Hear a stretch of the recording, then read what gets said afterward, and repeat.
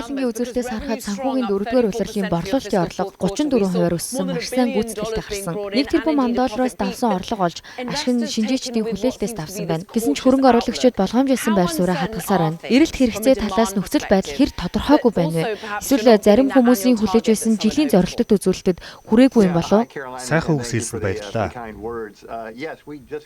Тэглгүй яах вэ? Бид санхүүгийн жилийн төгсгөлд маш гайхалтай үзүүлэлттэй ажиллалаа.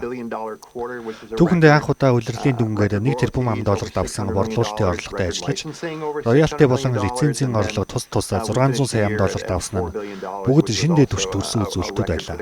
Ингэснээр бид санхүүгийн бүтэн жилийн гүйцэтгэлээр жилд нийт $4 тэрбум $1 борлуулалтын орлоготой ажилласан нь компанийн хувьд түүхэн амжилт болж байна. 1-р улирлын тухайд роялтигийн орлого тун сайн байх болно гэж харж байна. 25-аас 30% өснө гэж таамаглаж байгаа.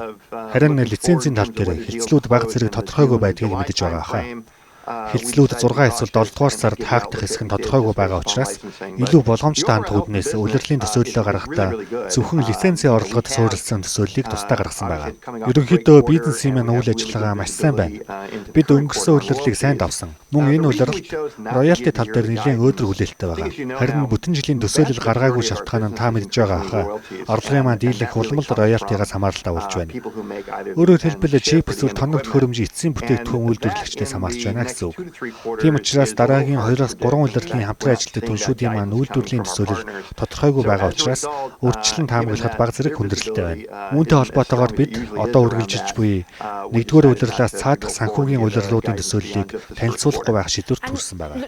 Танай бизнес агуурын талаар хүмүүст дахин сануулгад танай компани боловсруулж хөгжүүлсэн дизайныг бусад компаниуд лицензээр ашигладаг шүү дээ.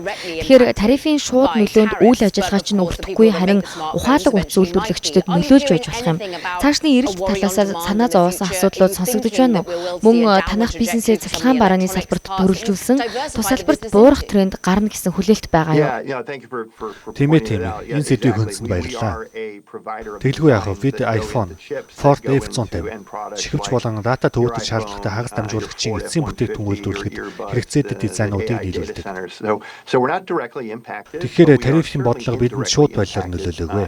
Гэсэн ч роялти талаасаа буюу загвар ашиглуулсны төлбөр зэрэг дан байдлаар бол өртөж байгаа. Таны асуултад хариулахад тарифын тодорхойгүй байдлаас үүдэн ямар нэгэн тодорхой өөрчлөлт ажиглагдаж байна уу гэвэл эерэг эсвэл сөрөг дохио гэхээс илүүтэй ерөнхий тодорхойгүй байдал илүү их мэдрэгдэж байна. Эцсийн бүтээгдэхүүн үйлдвэрлэгч түншүүдийн ирээдүйн төлөв байдал тодорхойгүй хэвээр байгаа нь нөлөөлж байна. Хиймэл оюуны дата төвүүд сонирхлыг маань их татж байна. Учир нь энэ салбар өссөн хөгжиж анхаарлын төвд байгаа. Танай компани энэ салбар дахь өсөлт хэр хурдцтай явагдаж байгаа вэ? Ухаалаг утас цахилгаан хэрэгслийн ирээдүйд тодорхойгүй байгаа талаар та ярьж байсан. Харин хиймэл оюуны дэд бүтцэд хөрөнгө оруулах тал дээр тодорхойгүй байдал ажиглагдаж байна уу? Бидэнд одоогоор ажиглагдаагүй байна.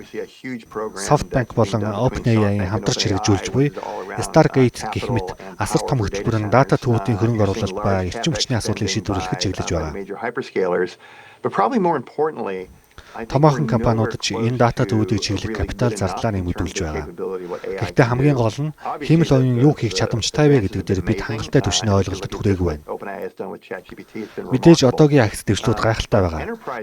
Тухайлбал OpenAI компани ChatGPT-ийг хөгжүүлсэн туршлага үнэхээр онцлог үйс. Гэхдээ байгууллагууд өргөн цар хүрээнд ашиглаж эхлэегүй байна. Нэг сонирхолтой баримт дурдъя л да. ChatGPT-гийн моделийг бүтээхэд 1 петабайт дата ашигласан бол JP Morgan-ийн системд 150 петабайт дата хадгалагдаж байгаа. Тэр датагаа зөв ашиглаад бодит үнцэнтэй мэдээлэл болгоод бүтээмжээ дээшлүүлэх асар их боломжтой. Иймд энэ салбарт өсөж хөгжих орон зай хангалттай байгаа гэж бодож байна. Танай дизайныг ашигладаг компаниуд чипийг хэрхэн борлуулах нь тодорхойгүй нөхцөлд байна. Америкийн нэгдсэн улс хиймэл оюуны экспортын журамдаа өөрчлөлт оруулах хүсэлттэй байна. Дональд Трампын засаг захиргаа удахгүй эцсийн шийдвэрийг танилцуулахаар байгаа. Хэрвээ журам өөрчлөгдвөл танай бизнест эргээр нөлөөлөх үү эсвэл тодорхойгүй байдлыг нэмэгдүүлэх үү? Учир нь одоо улс орнууд салбар бүрээр тохиролцоо хийх шаардлагатай болж байгаа шүү дээ. Тийм ээ. Миний хувьд яг юу болохыг урьдчилан таамаглахад бэрх байна. Үнэндээ эцсийн үр дүн нь ямар байхыг ч мэдэхгүй байна. Гэхдээ одоогоор гүйцэтгэх захирлууд бидний хийж буй ажлын нэг гайхалтай тал нь бид мэдээг яг та бүхнээс бодит цагаар сонсож, уншиж байгаа явдал юм. Товчондоо юу болохыг харахаас өөр аргагүй. Миний бодлоор хиймэл оюуны эрэлт нь огт хөөсрөл биш. Мөн бид хиймэл оюуны бүрэн чадамжид хүрэх хаа байсан байна. Хэрвээ хиймэл оюуны модулуудыг ажилуулах эцсийн төхөөрөмжүүдийн тухай бодвол тэдгээрийг бүх төрлийн төхөөрөмж дээр ажилуулах боломжтой. Чихвчин дээр ч ажиллана, автомашинд ч ажиллана, гар утсан дээр ч ажиллана. Мэдээж үүлэн тооцоололтод ч ажиллана. Гэхдээ чадамж нь зөвхөн үүлэн тооцоололоор хязгаарлагдахгүй.